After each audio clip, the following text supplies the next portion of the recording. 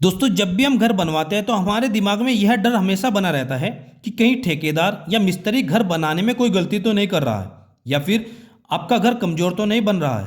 तो दोस्तों, अब आपको घबराना नहीं चाहिए, क्योंकि हम है ना, मैं आज आपको 10 से 15 ऐसी गलतियां बताऊंगा जहां पर अक्सर कर ठेकेदार या मिस्त्री गलती कर देते हैं।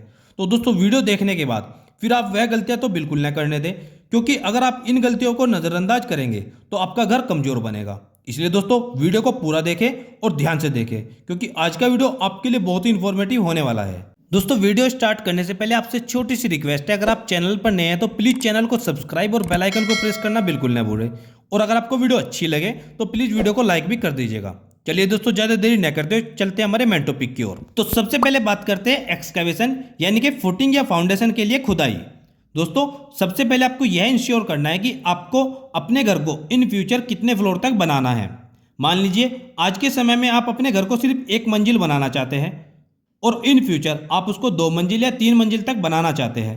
तो अगर आपका प्लान है 2 या 3 मंजिल तक बनाने का, तो उसके हिसाब से ही आप फुटिंग का डिज़ाइन कीजिए। कुछ ठेकेदार ऐसे होते हैं या फिर मिस्त्री आपको ऐसी सलाह देगा कि आप सिर्फ 2 या 2.5 फीट की गहराई में ही फुटिंग या फाउंडेशन दे दीजिए, जिसमें कोई प्रॉब्लम नहीं होती। लेकिन आपको इन बातों में बिल्कुल नहीं आना है। अगर आप दोस्तों 2 या 3 मंजिल तक घर बनाना चाहते हो इन फ्यूचर, तो आपको फाउंडेशन की गहराई कम से कम 4 फीट रखनी है।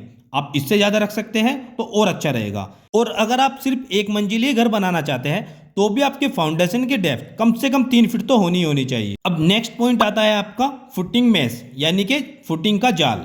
दोस्तों, आपको ध्यान रखना है कि आपको फुटिंग में कम से कम 12 mm का सरिया ही यूज करना है। 12 mm से कम डाया का सरिया फुटिंग में आप यूज न करें।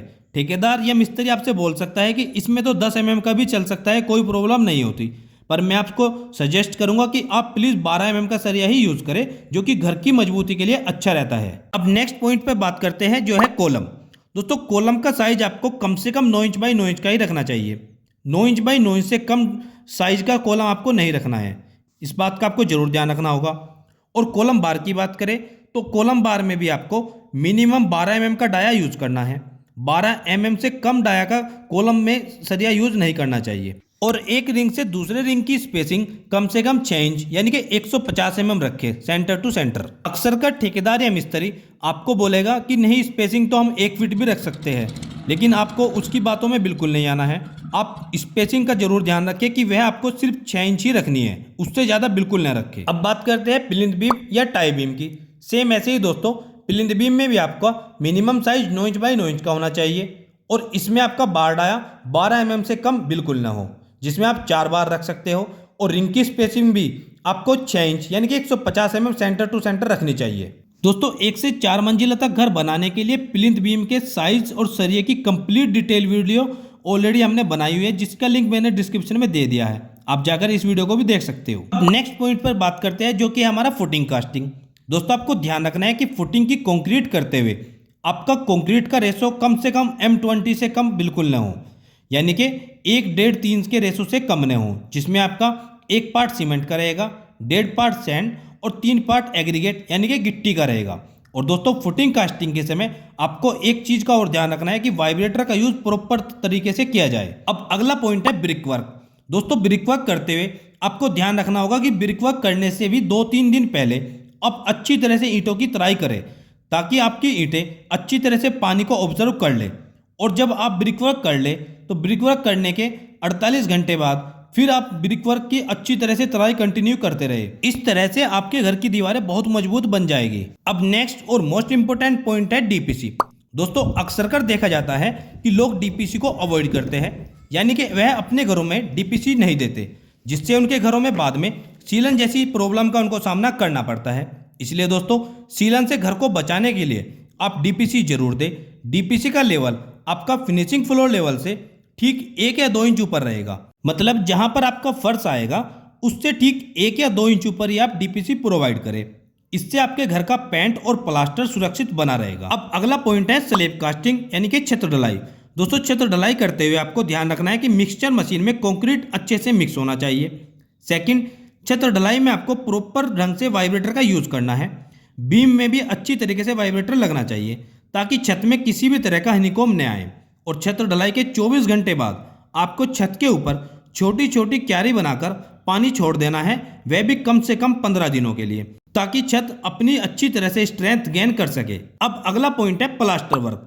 दोस्तों ध्यान रखें कि प्लास्टर करने से ठीक 2 या 3 दिन पहले आप अच्छी तरह से दीवारों की तराई कर ले, उसके बाद ही प्लास्टर का काम स्टार्ट करें। वैसे ही आउटर की प्लास्टर कराते हुए यह जरूर ध्यान रखें कि बाहरी दीवारों पर जहां पर भी आरसीसी मेंबर्स आ रहा है, जैसे बीम, कॉलम या स्लैब, तो आउटर की दीवारों में सभी जगह पर ग्रुप अवश्य बनवा ले, ताकि अगर कभी इन फ्यूचर प्लास्टर में क्रैक आए भी तो क्रैक ज़्यादा दूर तक न फैले।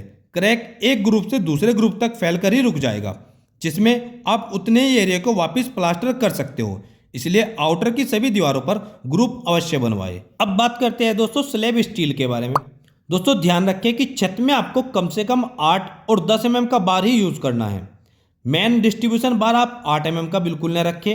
अगर आपको 8 mm का बार यूज करना ही है तो आप मेन बार 10 mm का दे और डिस्ट्रीब्यूशन बार 8 mm का दे। पर मैं आपको सजेस्ट करूंगा कि आप छत में मेन और डिस्ट्रीब्यूशन बार 10 mm का ही दे तो ज़्यादा अच्छा रहेगा। और स्लैब बीम में आप कम से कम 6 बार दे, जिसमें 4 बार 16 mm के और 2 बार 12 mm के दे सकते हो, जो कि 1 मंजिला और 2 मंजिला घर के लिए अच्छा रहता है। अब अगला पॉइंट है हमारा टाइल्स पत्थर या ग्रेनाइट मार्बल वर्क। दोस्तों कोई भी फिनिशिंग वर्क कराते हुए आपको ध्यान रखना है कि किसी भी अच्छे वर्कर से या अच्छे ठेकेदार से काम कराना चाहिए। वैसे आप ग्रेनाइट या मार्बल या फिर टाइल्स इनमें से कुछ भी यूज कर सकते हो, यह सब आपकी पर्सनल चॉइस पर डिपेंड करता है। पर मैं आपको सजेस्ट करूंगा कि आप टाइल्स का यूज करें, क्योंकि एक तो टाइल्स आपको थोड़ा सस्ता पड़ता है और आजकल मार्केट में बहुत अच्छी अच्छी और मजबूत टाइल्स भी आ रही है। अगर आप ग्रेनाइट का यूज करना चाहते हैं तो आप किचन प्लेटफॉर्म पर ग्रेनाइट का यूज कर सकते हैं, या फिर आप स्टेयर्स वगैरह पर भी ग्रेनाइट का यूज कर सकते हैं। यह सब आपकी चॉइस पर डिपेंड करेगा। अब नेक्स्ट है डोर और विंडो। दोस्तों आप डोर और विंडो एसएस का लगाए या फिर वुडन का, यह भी आपकी चॉइस पर डिपेंड करेगा। पर मैं आपको सजेस्ट करूंगा कि आप वुडन का डोर और विंडो फ्रेम लगवाए या डोर और विंडो लगवाए, तो वह देखने में भी अच्छा लगता है। अब नेक्स्ट पॉइंट है हमारा पुट्टी और पीओपी वर्क। दोस्तों मैं आपको सजेस्ट करूंगा कि आप पुट्टी वर्क ही सभी जगह पर कराए, पीओपी की बजाय। अगर आप पीओपी कराना ही चाहते हैं तो आप घर के अंदर की दीवारों पर पीओपी करा सकते हैं, पर दोस्तों बेहतर रिजल्ट के लिए आप पुट्टी कराए तो अच्छा रहता है। अब अगला पॉइंट है हमारा पेंट वर्क। दोस्तों पेंट का काम आप किसी अच्छे पेंटर से ही कराए, साथ ही ध्यान रखें कि किसी अच्छी कंपनी का पेंट यूज करें, ताकि आपका घर देखने में सुंदर दिखाई दे। दोस्तों आज की वीडियो में बस इतना ही। आई होप दोस्तों मेरी आज की यह कोशिश आपके जरूर काम आएगी। दोस्तों आपको वीडियो कैसी लगी कमेंट सेक्शन में जरूर बताइएगा। और दोस्तों प्लीज़ जाते जाते वीडियो को लाइक, अगर आप चैनल पर नए हैं तो चैनल को सब्सक्राइब और बेल आइकन को प्रेस करना मत भूलिएगा, ताकि मेरी आने वाली और भी अच्छी वीडियो की नोटिफिकेशन आप तक मिलती रहे। दोस्तों मिलते हैं एक और नई वीडियो में, एक और नई वीडियो लेक्चर के साथ। तब तक दोस्तों आप सबको मेरा नमस्कार।